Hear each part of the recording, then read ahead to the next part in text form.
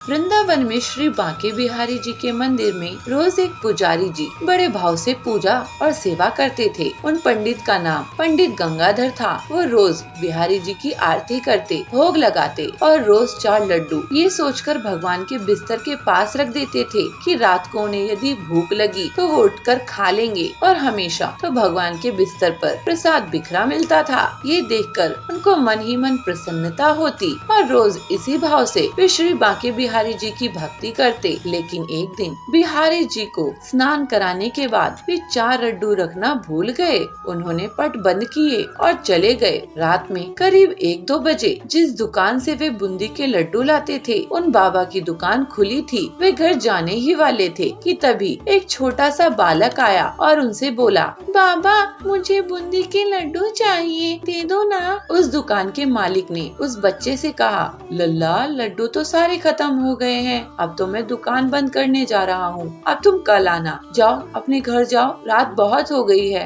नहीं लड्डू बचे हैं, आप अंदर जाकर देखो, आपके पास 4 लड्डू रखे हैं। अरे बेटा मेरी दुकान है, मुझे पता नहीं होगा क्या? मेरी दुकान में कोई लड्डू नहीं है, जाओ। नहीं बाबा आप एक बार जाकर देखो, लड्डू रखे हुए हैं। उनके बार बार मना करने पर बाबा ने अंदर जाकर देखा तो उन्हें वो 4 लड्डू मिल गए जो कि आज मंदिर नहीं गए थे। बालक तुम सही कह रहे थे, ये लो ये 4 लड्डू और लाओ मुझे मेरे पैसे दे दो, मुझे दुकान बंद करनी है। मेरे पास पैसे तो है नहीं, मैं क्या करूँ? हाँ ये मेरे सोने का कंगन है, आप ये ले लो। और उस बालक ने तुरंत अपने हाथ के सोने के कंगन उतार कर उस बाबा को देने लगे। बाबा ने कहा, लल्ला पैसे नहीं है तो रहने दो, कल अपने बाबा से कह देना, मैं उनसे ले लूंगा, जाओ बहुत रात हो गई है। नहीं बाबा आप ये कंगन ले लो। वे बालक नहीं माना और कंगन दुकान में फेंक कर भाग गया। सुबह जब पुजारी जी ने पट खोला तो उन्होंने देखा कि बिहारी जी के हाथ में कंगन नहीं है। यदि कोई चोर भी चुराता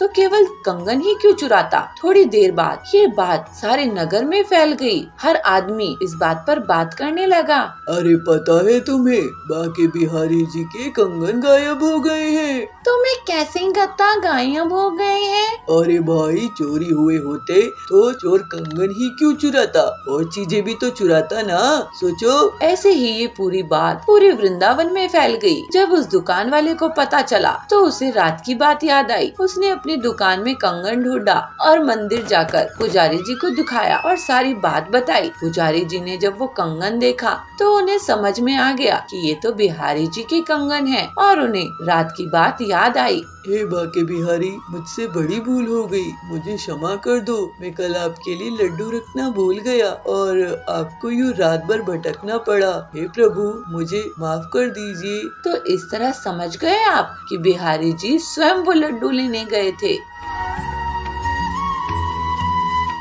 एक गांव में एक भिखारी रहता था और वो घर घर जाके भीख मांग के खाना इकट्ठा करता था। मगर हर दिन वो जब वापस घर आता था तो उसका खाना गायब हो जाता था। मगर एक दिन इसकी खाना चुराने वाली चूहे को उस भिखारी ने पकड़ लिया। ओहो चूहे, तुम मेरा खाना क्यों चुरा रही हो? मैं तो एक भिखारी हूँ, जाकर अमीरों के खाना चुराओ।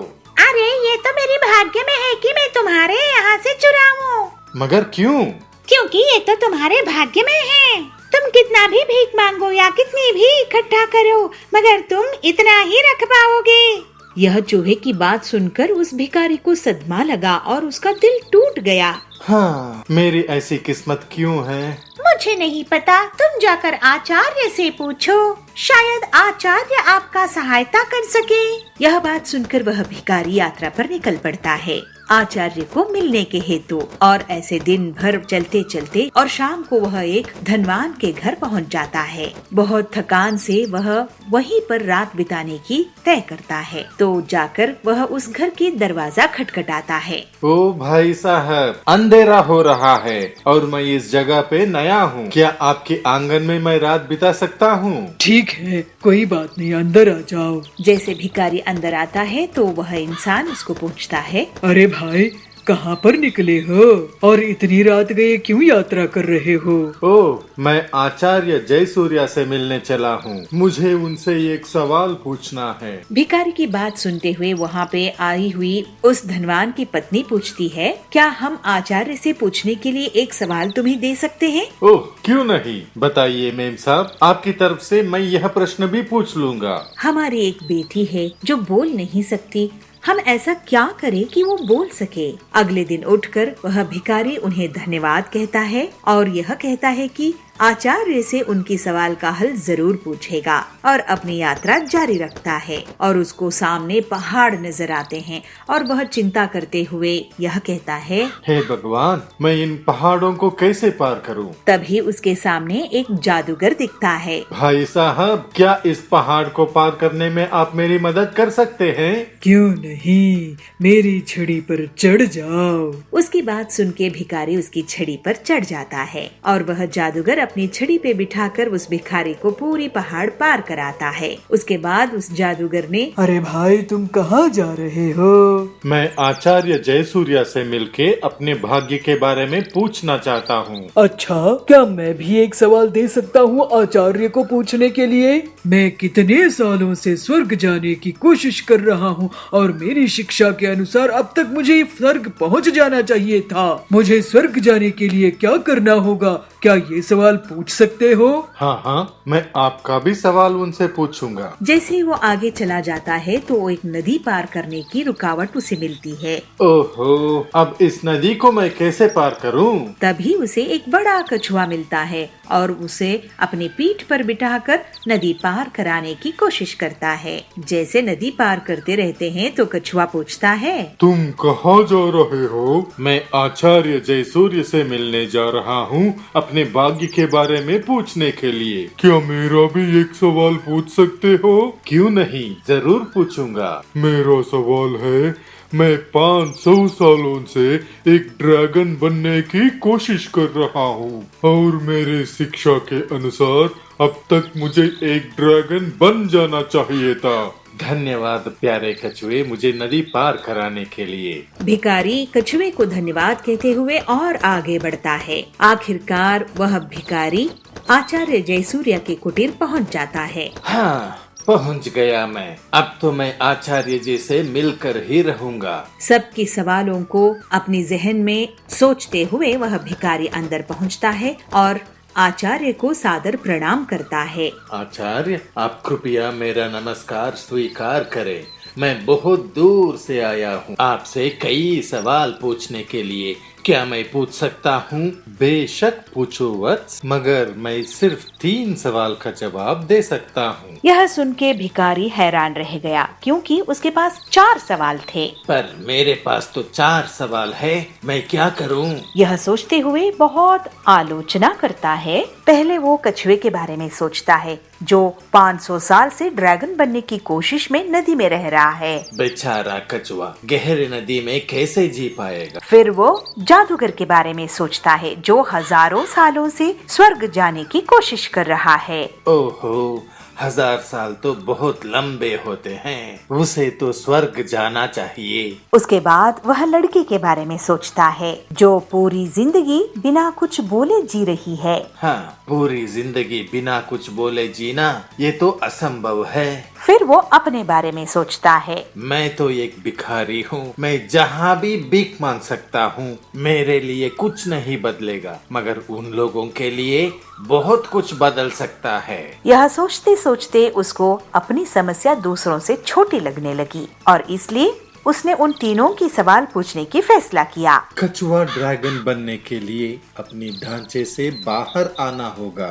उसने मोह त्याग दिया तो वो जरूर ड्रैगन बनेगा।